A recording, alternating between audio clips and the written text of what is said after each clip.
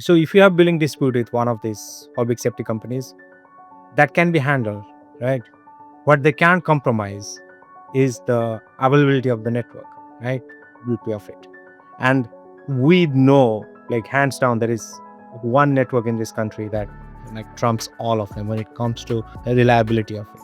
And that's where we kind of and with what does network slicing truly offers is with just a product revolution on top of it. I think is the key. Objectivity to some extent, we're all human, we're like subjective to our thoughts and biases. But being objective, trusting the data a bit more.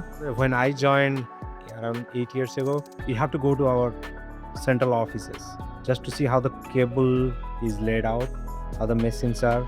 So you are not looking at a product as in a spreadsheet or somewhere. You know actually how the product works. Hello, fellow insight seekers. Welcome to the Curiosity Current, a podcast that's all about navigating the exciting world of market research. I'm Stephanie Vance. And I'm Matt Mahan. Join us as we explore the ever-shifting landscape of consumer behavior and what it means for brands like yours. Each episode will get swept up in the trends and challenges facing researchers today, riding the current of curiosity towards new discoveries and deeper understanding. Along the way, we'll tap into the brains of industry leaders, decode real-world data, and explore the tech that's shaping the future of research. So whether you're a seasoned pro or just getting your feet wet, we're excited to have you on board. So with that, let's jump right in. Welcome to the Curiosity Current. Today, we're thrilled to be joined by Subha Nanda, Director of Customer Insights and Analytics at Verizon. With a wealth of experience in leveraging big data, marketing analytics, and machine learning, Subha has led groundbreaking customer retention strategies at one of the largest telecom companies in the world. Subha's career spans various leadership roles in strategy, business transformation, and marketing science, where he's been at the forefront of Verizon's evolution in delivering exceptional customer experiences. In today's conversation, we'll dive into how technology and insights come together to drive customer retention and loyalty, and how brands can stay ahead in this ever-evolving landscape. Subha, welcome to the Curiosity Current. Oh, thank you, Stephanie. Thank you for having me. Yeah, we're excited to chat with you. So, just jumping right in, if I can, in your role leading customer insights and analytics at Verizon, how has the intersection of data science and customer insights evolved over the years? Well, I've been in this space for close to 7 years now, and we could see oftentimes in past. When I say in past, not even like 5 years ago, data science and analytics used to be a team in marketing. It's just as a team. Right now, they are the driver of marketing operations. So we can focus on retention, but there is growth side of it too. But in both the cases where marketing was mostly driving the operation, we had the traditional marketing managers, strategists. They usually believe on like certain kind of programs and then come back to and tell the data guys to tell what they're looking for. Whereas it has completely pivoted to a point where we start with analytics, understand the market space, and understand our customers, what you're looking for. And then most of the time, even the strategies are driven by this. So we probably over the next few interactions, will go over in certain definite cases. But the head of our marketing operation at this point is the person who actually drives the analytics main side. So it's data being most of the strategy, most of the operation even is being driven by the insights rather than insights being playing as a just a hitting block. Got it. So almost bringing that bottom up approach to what the strategy should be rather than taking that top down a priori, like we have an idea, right? We move from more anecdotally thinking. Anytime we have a question like I feel like customers are looking for this, we move from there to let the data speak what our customers are truly feeling, right? Both from predictive side and analytics, right? So both on analysis going back 3 years, 4 years, and trying to understand how our customer behaving to what we think this particular scenario or this particular customer would behave. Got it. Can you talk a little bit about, you've talked about how AI and machine learning are sort of, part of the world that you work in. How do you use these technologies in your day-to-day work or these approaches? I don't want to really mix data analytics or data science with AI. AI, more you are looking at taking certain actions, but the big part that existed, and even without the generative AI, was the data analytics space, and that evolved first, right? And that's I usually work on, is very focused on the data analytics or data science side. And again, we have evolved in terms of how advanced the algorithms have become, how advanced our processing has become, right?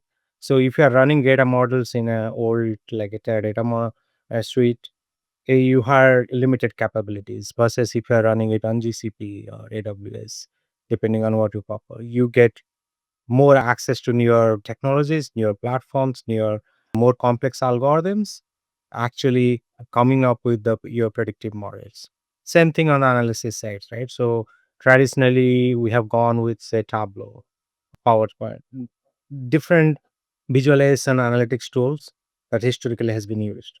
But moving from that to something like Looker, something like AI powered analytics, where you have the data more of a horizontal data sets that were built out, very denormalized sets, and you can ask independent questions rather than having built a Tableau view and looking at that static set. You can actually create your what do we have Tableau reports, right? On the analytics side, we have a Tableau report so that we can look for anomalies, we can look for trends and things like that. Whereas we have now tools available to us where they will do the anomaly detection for us because we get limited by what we can see or how we synthesize the report, right? We are often, our ceiling is to the point we can analyze that particular report that we're looking at. Whereas there are AI models who can scan through the data, scan through the report, and give us the insight that the questions that we might not have been asking. I think that's the key distinction between just the pure, as I said, like two stages. One was just processing the volume of data and the complex ways of processing the data. Then on the analytics side, the new tools that we have more on interpreting those data to more systemic way rather than depending on a particular leader's interpretation of the data. Definitely. So I'm curious, especially with the, like you said, with generative AI being used more to like interpret or to spot those trends and see those trends maybe before you. What does that free you up to do then with your time? Like, what does that level you up to do? First of all, it's not just freeing up the time; it's actually doing a much better job than. Job. Yeah. Great point. Yeah. No matter how objective we want to become, by the just human nature, we have certain beliefs or certain what I'm missing the word for it, but preconcept knows. Like biases. Yeah. Yeah. I'm looking at a report, I'm trying to find something that I know is there, even though it might not be there, right? But whereas the AI platforms are doing a better job doing that synthesis with a true objectivity, right? That's a better job that they're doing in the first place. Second, I can then focus on what does it mean. The part of it is okay. We have a trend in certain customer segment, or either higher churn or higher growth, or what particular data points. That's the trend the AI engine tells me, and now I can focus on a couple of things. How do I communicate that upstairs, right? To put it in the hand of the real decision makers. And second, contextualize them, right? And hand it over to my marketing partners who can come up with ideas on how to address them. But now take advantage of it, depending on what you're talking about. So that's like the true value addition on top of it. Yeah, that makes a ton of sense. But to switch gears a little bit, Verizon has made significant strides with its customer first strategy. I think it's pretty well known, especially like with the introduction of the groundbreaking initiatives like 3-year price lock and free phone guarantee. How do customer insights drive the creation of these types of offerings? And what impact have they had on loyalty and long term retention for Verizon? Those couple of programs that you mentioned, they were driven by certain insights and looking at going from 2 years to 3 years. What does it mean? But it also had some strategic ideas behind it, right? So you look for not just, why you are. Let me give an example for 2 years versus 3 years, right? There was a time when every new version of Apple has this huge drive from people. People used to like stand in queue for 2 days, 3 days to get a new iPhone.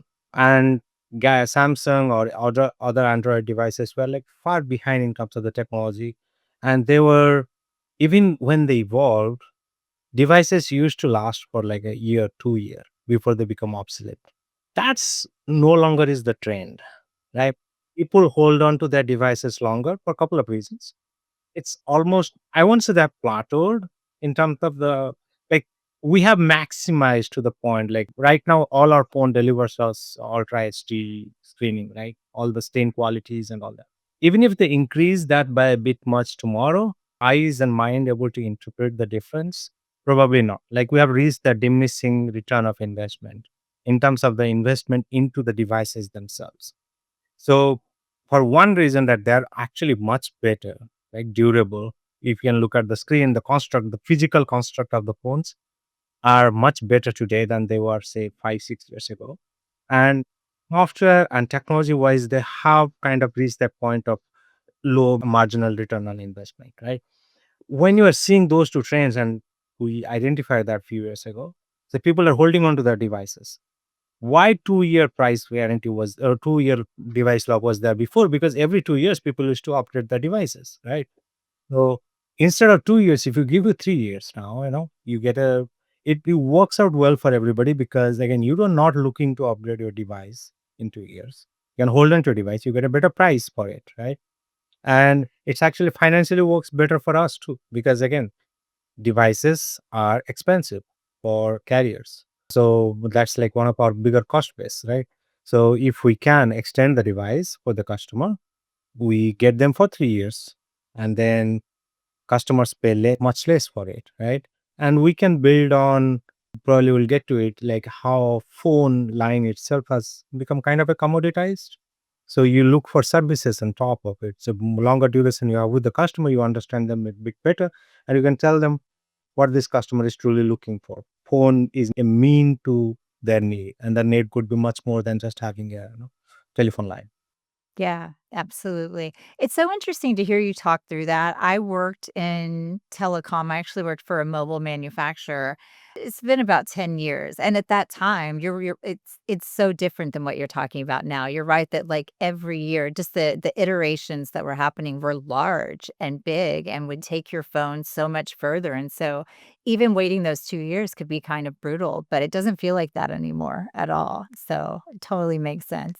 The simplest way I think about is, like, I often try to put myself like what I used to do. Like, early to 2010s, 2012s, 2014s, I was upgrading my device almost every other year. How much I use my phone versus, the same thing we'll talk about maybe network technologies, right? The change, the way it applies to certain fields varies, right? So where is it like, mm, I don't want to go from like 4G LTE to 5G, 5G C band to ultra wideband. Just for a pure consumer's use of the phone does not change as much. Again, we work in B2B space. There are like thousands of use cases for it, for 5G, ultra wideband, C-band in business, public sector. But for consumer, LTE is many times was more than enough for their mobile browser. Yeah, that makes sense. So, customer expectations, this is one thing we wanted to chat with you about, are, and it's relevant to the conversation we're having now. Maybe not for phones, but expectations are constantly shifting, especially in industries like telecom. How does Verizon ensure that its retention strategies remain ahead of evolving demands? And do you use predictive analytics? I heard you talk about them a little bit earlier to kind of anticipate what these future behaviors are going to look like? To some extent, I wish we do a better job of this.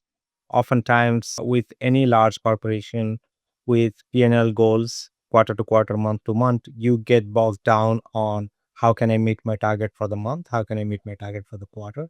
One of my personal push has been to our marketing and sales leader, especially in small business, is to look at least 6 to 9 months ahead, so that we don't get into this vicious cycle almost every 2 weeks. But yes, there are parts of our team who are focused on looking for trends more on a longer term. So, can I look at a customer 9 months ahead and tell what this customer could potentially do when their next contract renewal is coming up, or when their device plan, the loan payoff ends, or when the company or the customer is go through that. Some middle-sized company, or and definitely all the big companies, they do this periodic rebalancing of their accounts. So when they go through those cycles, what are they going to make those decisions? So we use a lot of past data, some market indicators. Some fields we are better in predicting, some places are not. Like at least in public sector, this year has been tough, right? Federal government with a lot of housing and all that. So Yeah. a lot of those unpredictable indicators we can't use them. There are some times that there are some macroeconomic factors you can't take them. And maybe we'll go to a point where I don't know how to frame this. But we try to put customers in segment and try to behave, like predict what they can do. That's the challenge with business, B2B business, right? So I often say consumer, our Verizon consumer business, they're like 5 times bigger than us in terms of the revenue, 70, 80 times bigger than us in terms of customer base. But we are probably 100 times more complex than that. 100%. Yes. That's the building a true predictive model for a complex business. And I'm not talking about mom and pop stores, because many of them do behave very similarly. So that small business segment where we can use some predictive behaviors, we do, and they kind of behave close to consumers. And we do use their past performances, like similarity analysis. We do those to predict what they could do when those milestones come. Right? I said contract expiration date is a milestone, loan payoff date is a milestone. Interesting. Yeah. Yeah. Yeah. We look at those milestones and try to predict for these accounts, these customers should behave.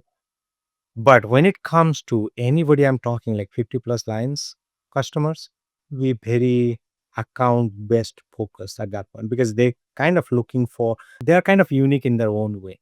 So we can't really start putting them into buckets. There are certain drivers that will impact, right? We start looking at competitors, what's our blue guys and purple guys are doing, right? And some of their indicators will drive them, but most of inside looking at our own existing customer base, it has to be a little more hands-on for all the larger guys.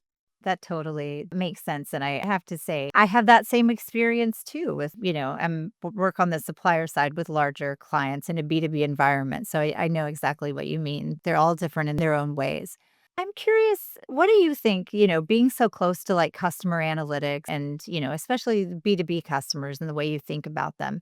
What are the biggest myths that people have, whether either in your industry or just kind of across the board about customer behavior that you feel like companies hold on to that you might challenge? Does anything come to mind for you? Feeling it right now, like there is this idea that all customers are price sensitive and all they're looking for is price. All they're looking for, give them a discount, they'll stick around. Or no, they are moving to our competitors because they're offering better price. But most of the times they're not. Customers do look for value, and value is an object much larger than just the price tag, right? So Verizon's people stick with Verizon for value, like their perceived value. And I say perception is reality many times. I can give you a small example. We see certain segments, certain customers start disconnecting, right? And they're joining, and they're porting out their lines to our competitors who are giving this device by loan payoff programs. So you owe Verizon $800 on your devices, we'll pay $800 for you, join, port your lines to us, right? Your knee-jerk reaction to that would be, oh, if we can pay off their loan, give them an early upgrade, they will probably stick with us, right? Wrong, because they're not putting out because no, they got 800 free dollars, or they want to upgrade their device. As we just talked in the beginning, they're not nobody is in a hurry to upgrade their devices. They love their devices, they want to hang on to it, right? So they're not in a hurry to upgrade their device, they're not in a hurry to move to a different carrier.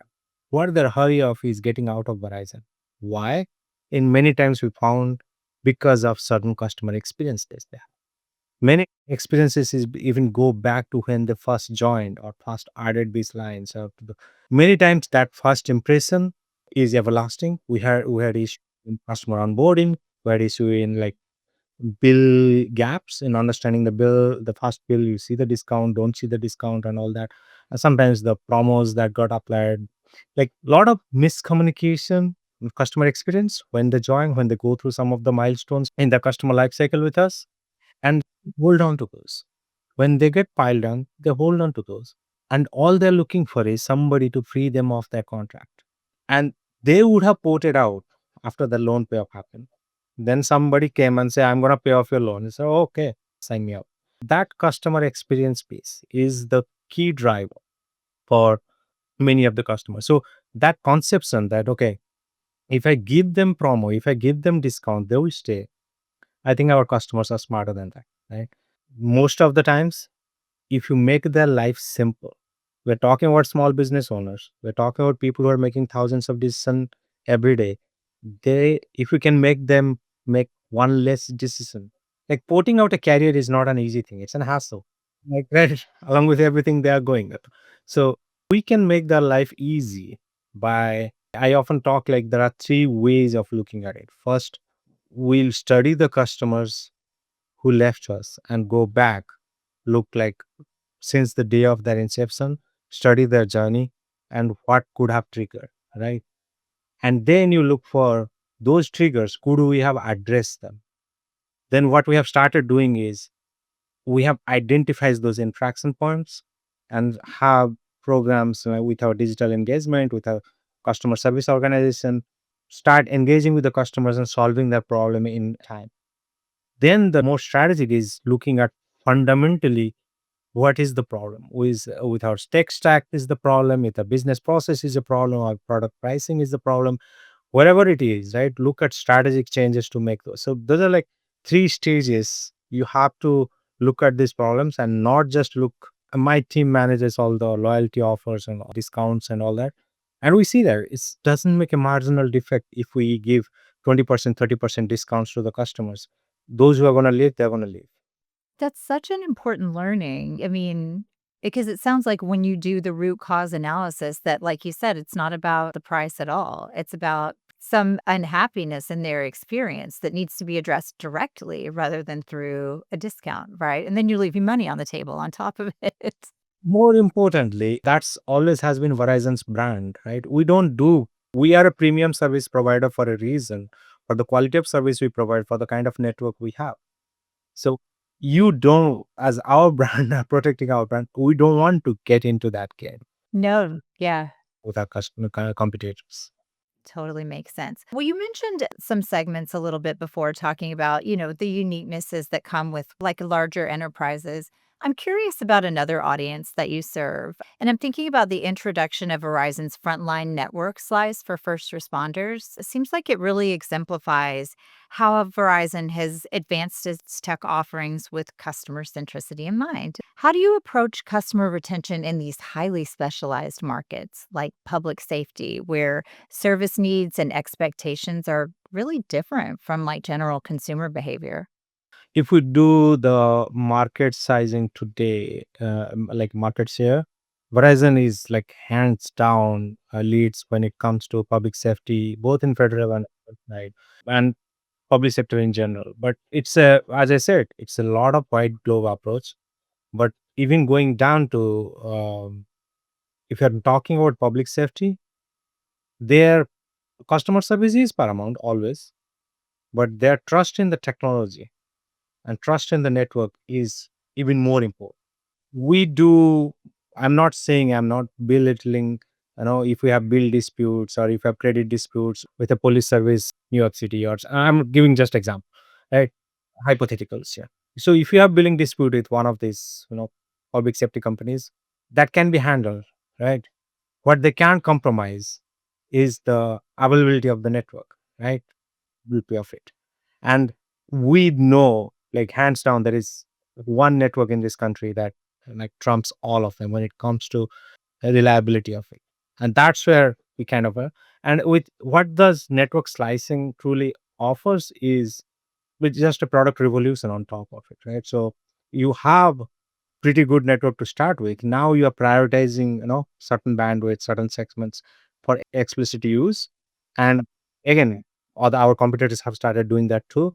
but I think we are far ahead in terms of implementing the network slicing for public safety, and our customers know that. Yeah, makes sense. I am curious about something. As we're entering this area where traditional concept of like loyalty programs and retention strategies, that's the current world we live in. But we're approaching this world where AI and automation are really going to be at the forefront. Do you feel like in this sort of future state that we are rapidly heading towards that like loyalty programs and retention strategies are going to be far more personalized, like hyper personalized and individualized? Yes, absolutely. Can get a little creepy. Oh, yes. Talk about that.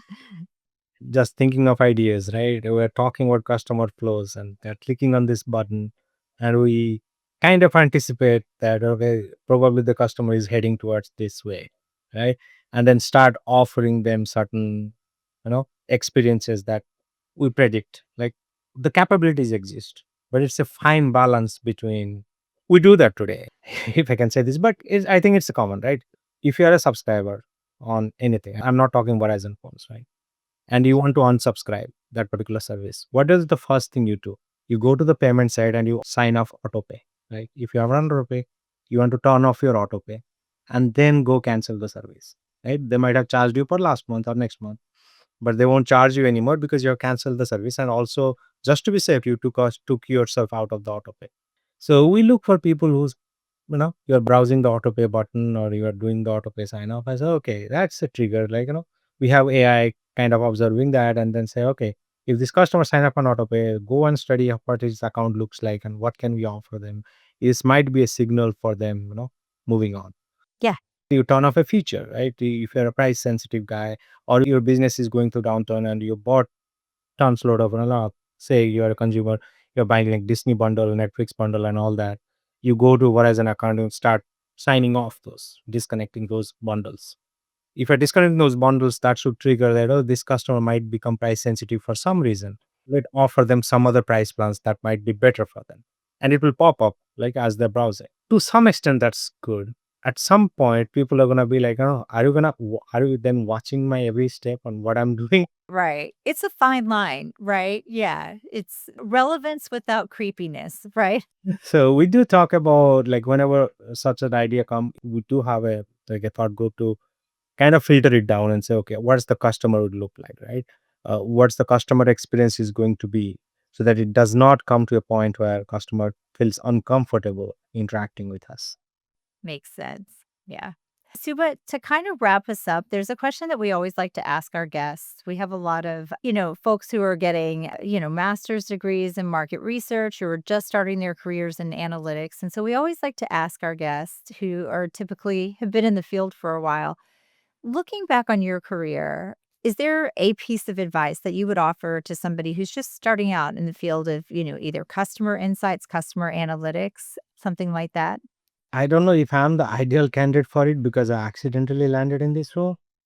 I think, like, that's true of 80% of us, so no, you're relevant still.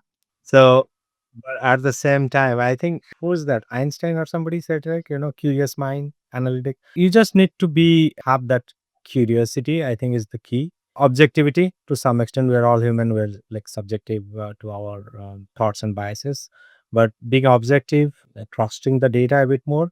But more importantly, I think no matter, and that's probably it helped me because I came from, for a while, I was in technology.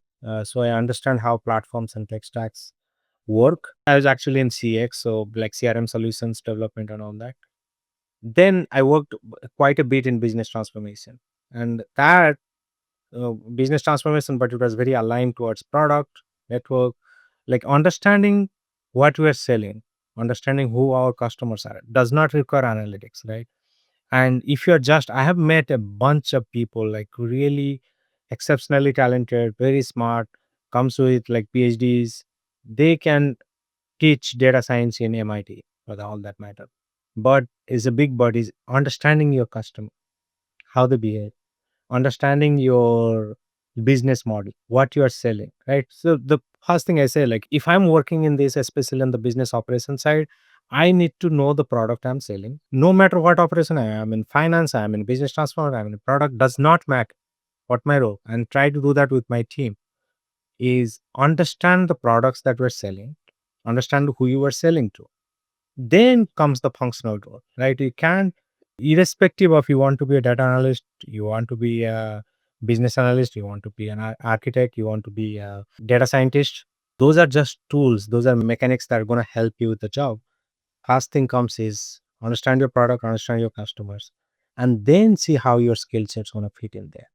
No, that is excellent advice. And it also just reminds me, I'm sure you think about this a lot too, but just that you have to cultivate an orientation towards outcomes over like approaches, right?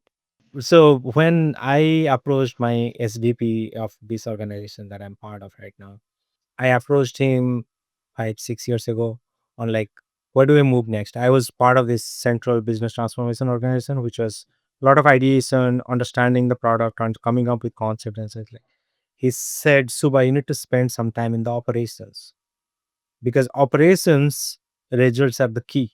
Like, you have a number, you have to hit that number. How am I going to hit that number? You are not coming up with 3 year project plans, right? Like sometime I mentioned, we are in a 2 weeks to 1 week cycle right now.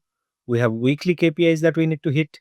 So sometimes it gets too granular, right? I would like to dedicate at least 6 to 9 months, not 3 years, but 6 to 9 months. But operations, I think it goes back to, as I said, knowing a product, knowing your customers.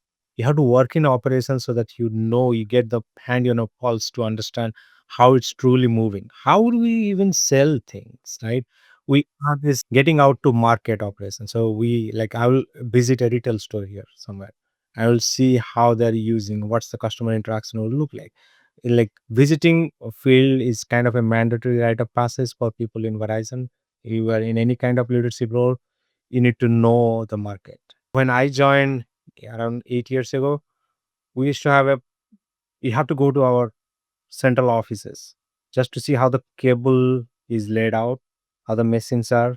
So you are not looking at a product as in a spreadsheet or somewhere. You know actually how the product works, It's not theoretical. Yeah, like I love that. right? When you talk somebody about network slicing, you at least know what is network slicing. I think that's very much important. And I look at my SPP who is like 25, 28 years in Verizon. He knows inside out, like company. So that's what like I think any young leader should be aspiring for. Makes a ton of sense. Well, Suba, I have to say, we appreciate your time so much today. It's been great to learn about what you're up to at Verizon. Clearly, a lot of good work happening there these days. It's been really fun conversation. So, thank you so much for joining us. Oh, thank you very much, Stephanie, for having me, and I really enjoyed the time. Awesome. Thanks. The Curiosity Current is brought to you by AYTM. To find out how AYTM helps brands connect with consumers and bring insights to life, visit AYTM.com. And to make sure you never miss an episode, subscribe to the Curiosity Current in Apple, Spotify, or wherever you get your podcasts. Thanks for joining us, and we'll see you next time.